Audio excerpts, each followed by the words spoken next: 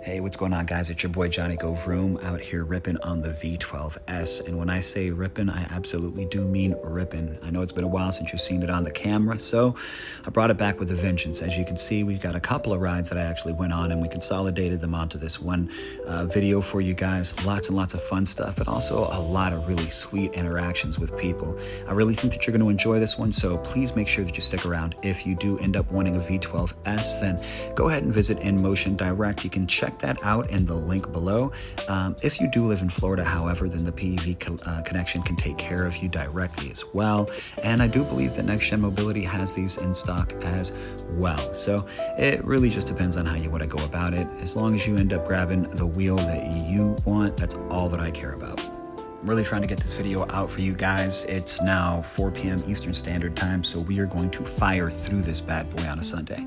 It's really cool to see people actually being kind and, trying to, see you, even though they were in the crosswalk area. When people see me, when people acknowledge me, it feels so much better. And I think that's a big part of like being on the road. And then this guy right here, actually, I think they ended up backing up for me or something like that. Yeah. They ended up backing up for me. So, 2 instances of really, really sweet people. It was really cool to see how great people were reacting on this particular day in terms of riding my electric unicycle. It was really nice. But today we're going to be lining up the big guns. We are going to be talking about some of the most ferocious wheels on the market right now, or coming to the market right now, and even an unannounced wheel from Inmotion, kind of a leak. Saw that on Facebook, courtesy of Mary Q. I don't know if I pronounced that right, so my bad if I didn't.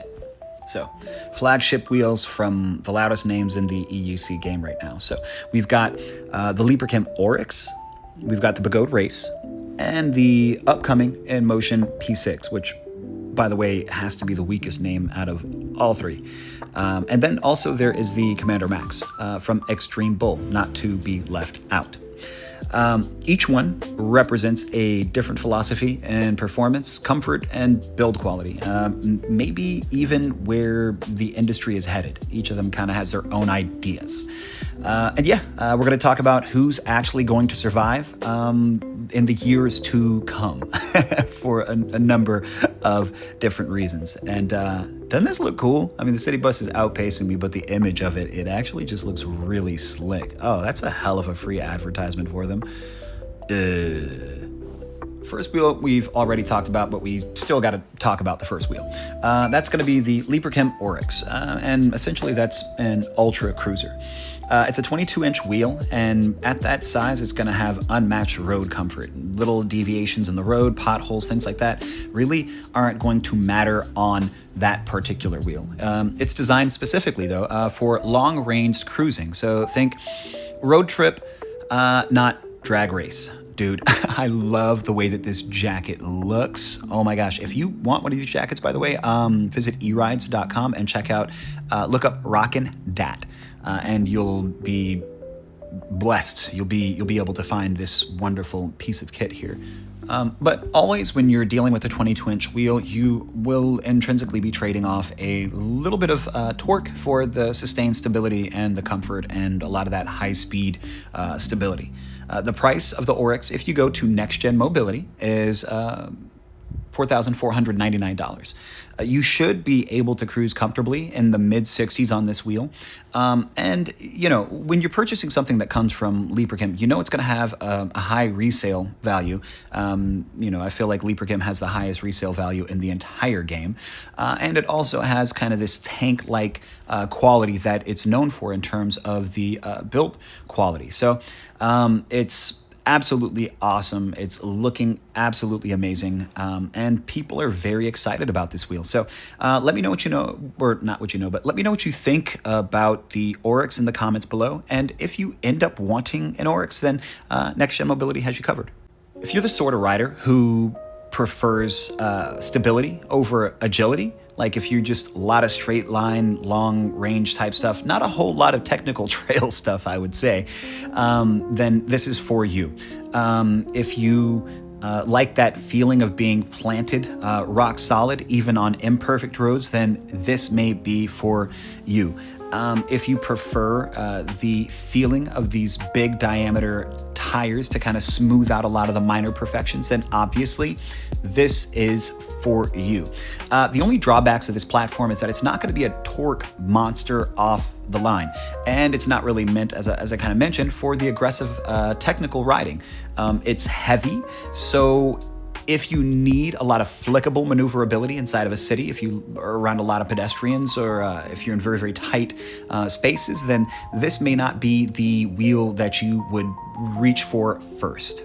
And just for posterity going into the Begode Race, we just want to make sure we lock out the stats on the Oryx there. Okay, so it's got a 4,200 watt motor that peaks over 10,000 watts, okay, over 10,000 kilowatts. We got a battery that's 4,700 watt hours, and it is a 176.4 volt system. So 126 pounds, just the weight is massive, but those numbers, just keep it in mind because we've got some crazy numbers coming, okay? If you're looking for the speed demon, if the Oryx represents the long-range cruiser comfort kind of Harley Davidson thing at its 22-inch rim with its magnificent total package there, then the Begode Race represents a speed demon with some mixed opinions on the build quality. It's got a 3,800 watt hour battery with a 210 volt system. So that's like a whole 35 extra volts on the 50S batteries as well. The motor is a 5,000 watt high speed motor. This thing should certainly be able to cruise in the mid 60s, and it touched 74 miles per hour GPS speed. So if you want fast, this is absolutely an absurd wheel. The thing is though, while it's tuned for this wild acceleration that I can't wait to taste, can't wait to touch, there are some build quality concerns that Maribel Vargas, she brought to light, and they are worth considering. The only thing is, like I said, she saw that on a pre-production model, but then Ronan chimed in later saying that not much had changed. So I don't know if they ended up fixing that for the race. These are issues with the Begode Panther, by the way. These are issues with the pre-production Begode Panther. And so we'll briefly go over some of the things that she was talking about, just to give credit where credit is due. She spent her time, and after a very, very, very long time with the wheel, she gave some thoughts, and they are definitely not they're not disposable. So she was concerned about the plastic panels and shells, saying that they were prone to cracking, and after repeated drops you were going to have issues, and you were going to have to start taping your panels and start taping your wheel. The fact that they're using the fact that they're still using Phillips screws, M3 Phillips screws on these flagship wheels is just a little bit disconcerting. And so this is me waiting for a bicyclist to come through, because this is kind of a weird intersection and I don't want him to have any issues. So she was also concerned about the trolley handle, which is something to be concerned about when you're dealing with such a heavy wheel.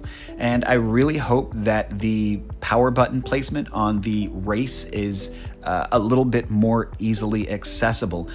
It does seem as if it has been moved from the original place where she had reported it under the rear, inside of like the wheel kind of hollow underneath it.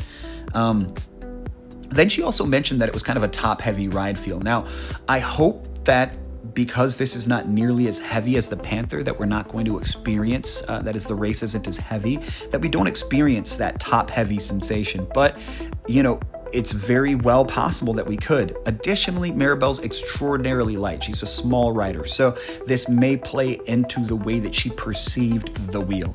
And last thing, she was saying that the torque off the line is a little bit, it has...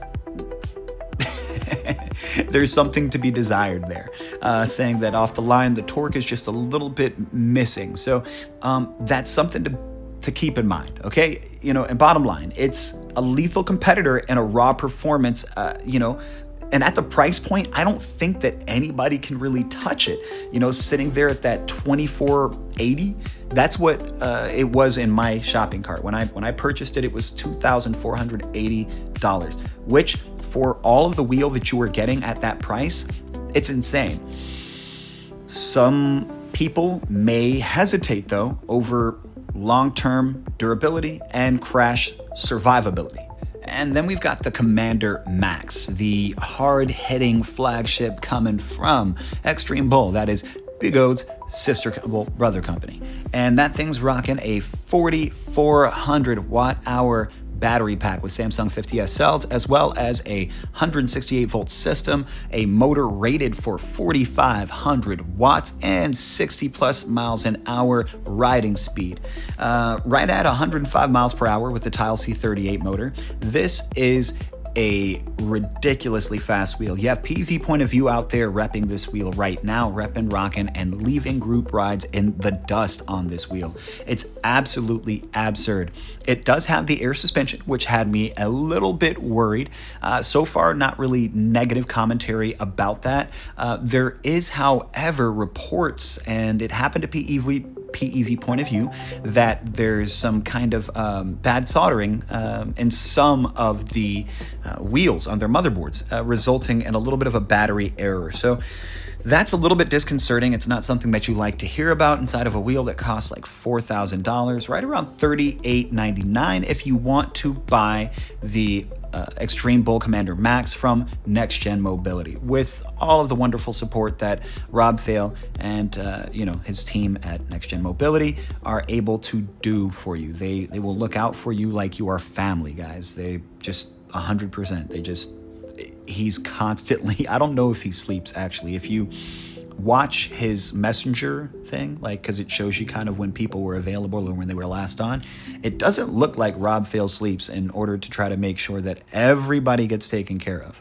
And at first I was really, really excited about the Commander Max, but it sits in a place between like the the Sherman L and where the Oryx sits in terms of its size of battery and in terms of its power and performance. With the Sherman L sitting right there at 151 volt, and then the Oryx at the 176 or the 174, whatever it is, and then this Commander Max sitting there at 168. So you have this wheel that kind of fits right in the middle.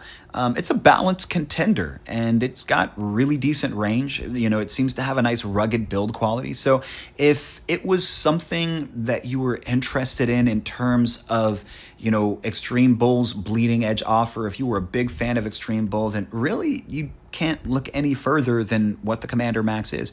And I think it's also got speakers. and the moment that you've all been waiting for. Actually, I don't know if you've been waiting for this moment, but Inmotion, their P6, which again, God, that's got to be the weakest name of any electric unicycle that has ever been unicycled in the history of electric unicycles.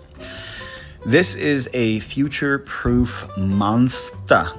So we've got some leaked specs from Mary Q on Facebook. That's where I saw it and I synced it. So it's got a 5,000 watt motor.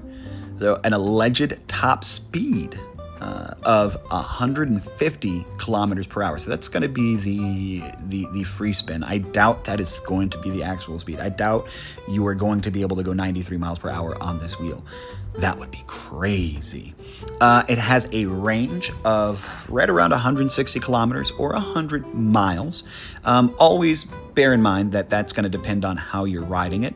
Now, we have to kind of play guessing games about the way that the battery will be configured. Based upon the range that is suggested and the average riding speed at which they do these things, we can infer that the battery pack has to be north of 4,000 watt hour, making it be a competitor to something like the Commander Max or the Sherman L. So we are very excited about this. This is going to be an insane build quality wheel. It will have all of the standard certifications for the waterproofing, of course. It's definitely going to have the UL certification. And always with Inmotion wheels, they build in a 20% speed overhead in order to make sure that you have plenty of breathing room. You have plenty of headroom in order to have fun and push the wheel to its limits. Now, it's not going to be the fastest wheel on the spec sheet, but in terms of being the most future-proof in a broad spectrum of ways, this wheel is going to be it. It is an absolute joy to be alive right now with all of the things happening, with such big wheels coming out. You've really got everybody coming to the table and doubling down on what it is that they do best, right? So we are finally seeing Inmotion follow through on their beginner kind of intro welcome that they've been working on for a while with the E20 and with their, I think it's the V6 or the V9, something like that. There's a couple of little wheels that they had dropped. I honestly lost track of some of the names, but they've dropped a couple of cool wheels here recently that were geared more at getting new riders involved. And I feel like that was such a great move and such a boon for the community, albeit they did take a huge hit from a lot of people that were naysayers. There was just a lot of naysayers with regard to what Inmotion was doing, but it's been a plan the whole time. Look, guys, as it stands for right now, we don't have any overlaps inside of the flagships, what everybody's doing, right? So right now we don't have a flagship from Inmotion that's competing with the Oryx. When it drops, it's not that wheel, right? And the Race is not competing with the Oryx directly when it drops. So this is all good news, guys. This means all you got to do is save up a good $12,000 and you can buy all three of those wheels and have a wheel for every use case. I mean, it's probably not a practical thing, but it is good to know that we are having these really cool wheels that are coming out that are not necessarily going to be overlapping in terms of their use case. So you really get the feeling that people are innovating in their own space, and at least in this round, we're not having people trying to produce copycat wheels, which is dope. The Commander Max, for instance, did seem like it was a copycat wheel directly after the Sherman L, but after some time in the oven and after they got to cook for a little while, you got to see that, in fact, it really wasn't very much like the Sherman L. They upgraded the stats on a couple of different things and kind of pushed it into a little bit different space, at least in my opinion. What do you guys think? Is a Commander Max still, like, is that still flirting with being a, like, cheap, well, not cheap, but like kind of a knockoff of the Sherman L? At this point, I don't feel like it does. I feel like it leans more into the Oryx, but we've had some mixed opinions back and forth between you guys and I about where, you know, you feel like the Oryx sits versus where the Commander Max sits. And, you know, so we might have some differing opinions there. Well, guys, I've actually really enjoyed today's show. I always enjoy the shows, but this ride I have really enjoyed. Like, it has been such a blast on both of these rides that I got to, you know, take on the V12. And sometimes the rides just hit, you know, sometimes they just hit different. And, you know, I'm always trying to film, but occasionally you just get into the flow and it feels like the whole ride is just butter. You know, and it feels like everything just works out well. And you saw it, like, you just get all of these nice people, all of these cool people, and it just makes everything so much better. So for what it's worth, guys, thank you so much for being here. I genuinely appreciate each and every one of you. You know, please do like, subscribe. Please don't forget to subscribe. Please don't forget to like the content, because that actually pushes it along in the algorithm, and that really helps. I'm gonna go ahead and get out of here, guys, and maybe leave with a little bit of music. Well, no, we're pretty much right there at the end. So I'm gonna go ahead and get out of here. Questions I always get. The helmet is the Vega Air GPX. The gloves are the E-Rides P1 Max. The pads on the wheel, those are going to be the sync pads from Grizzla. Those are, in fact, the production ones. And then the knee pads that I have on are Skoiko pads. That suspension is insane. It's so good. It's so good. And then that backpack that I have on is my EUC backpack. And yeah, you can tell. You know, the V12S will take you anywhere you want to go in style, in finesse, in panache. If you want your own fancy, schmancy, saucy, bossy V12S, then check the link in the description down below. And until next time, Peace.